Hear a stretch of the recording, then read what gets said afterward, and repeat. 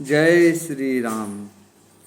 आज हम बात करते हैं नारद जी के जो 3 जन्म हुए। पिछले जन्म में उसने बहुत तपस्या की और तपस्या करने के बाद ही उनको नारद का जन्म प्राप्त हुआ।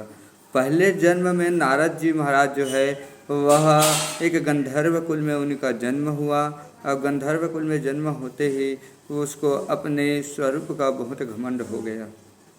जब गंधर्व और अप्सराएं ब्रह्मा जी के लिए नृत्य करने लगे तो कुछ स्त्रियां जो है स्त्री के रूप में जाकर के ब्रह्मा जी के पास गए तो जो नारद जी का जो नाम था उपबर्षण था, वह स्त्री का रूप धारण करके ब्रह्मा जी के पास गए। तब ब्रह्मा जी ने श्राप दिया कि तेरा जो जन्म होगा एक शूद्र कुल में जन्म होगा, ऐसा कह कर के श्राप दिया।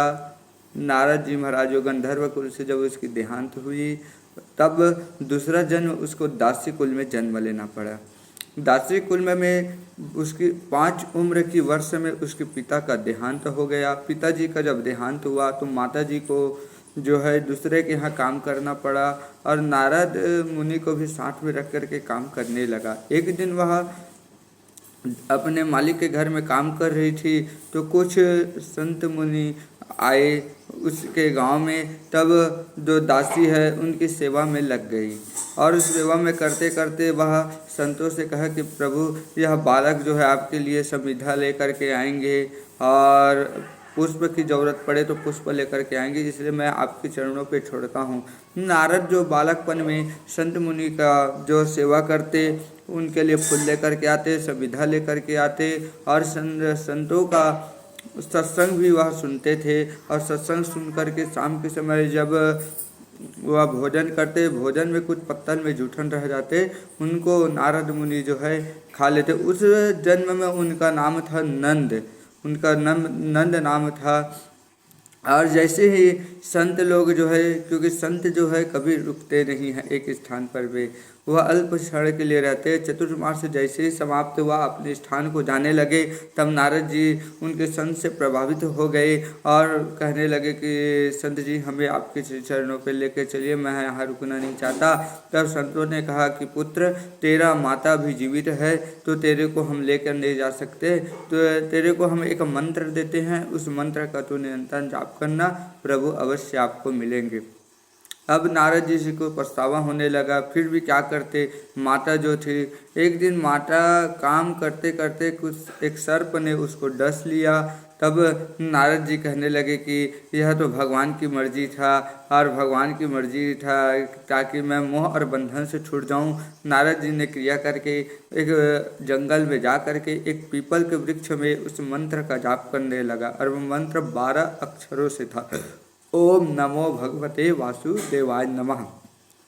इस मंत्र का जाप करते करते एक दिन नारद जी ध्यान में बैठे थे तो प्रभु ने उनको दर्शन दिया और दर्शन देकर के तुरंत लिप्त हो गया। नारद जी कहने लगे प्रभु दर्शन दीजिए, तो बोले नारद तेरे को इस जन्म में मैं दर्शन अल्पकाल के लिए दिया हूँ, लेकिन जब तुम्हारा अगला जन्म होगा तो मैं तुमको कभी नहीं छोड़ूंगा।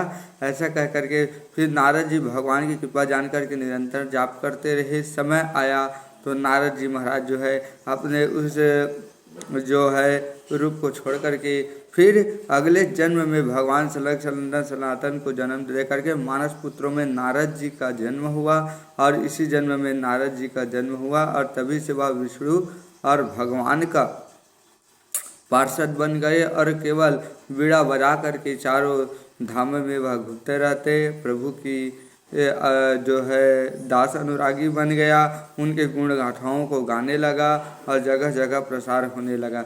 इस प्रकार नारद जी को भी बहुत कठिन तपस्या करना पड़ा, तब जा कर के एक संत मुनि का उनको जो है जन्म प्राप्त हुआ। इसलिए आप लोग भी जो है कि जो भक्ति होती है ना वो बड़ी कठिनाई से मिलता है हमें। बहुत तप किसी अच्छे मुकाम पे पहुंचना हो तो पहले कांटों पे हमें चलना पड़ता है, तब जा कर के हमारा अच्छा जन्म होता है।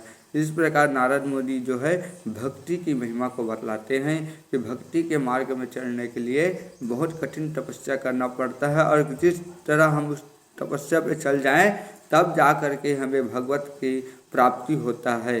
जय श्री राम, राधे श्याम।